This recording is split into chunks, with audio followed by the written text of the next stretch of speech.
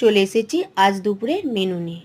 আজ দুপুরে মেনুতে আছে গরম গরম ভাত, সাথে একটি লঙ্কা আর 2 টুকরো পেঁয়াজ, আর দিয়েছি পোস্ত আলু ভাজা, আর সাথেই দিয়েছি মাছের ডিমের বড়া।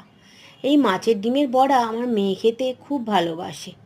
আর সাথেই দিয়েছি বিউলির ডাল, বাঙালি একটি অতি পছন্দের খাবার, কিন্তু আমার মেয়ে আর ছেলে খেতে ভালোবাসে না অতটা।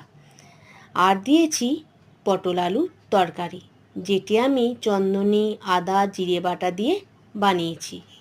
আজ 4 দিন পর আমাদের বাড়িতে মাছ রান্না হলো, তাই মাছের মধ্যে আছে ভোলা মাছের ঝাল। মাছটা আমি পেঁয়াজ আদা রসুন টমেটো দিয়ে বানিয়েছি, আর সাথে দিয়েছি টক দই। আজকের খাবার তোমাদের কেমন লাগলো অবশ্যই জানাবে, সাথে 1 গ্লাস জল তো আছেই। ধন্যবাদ।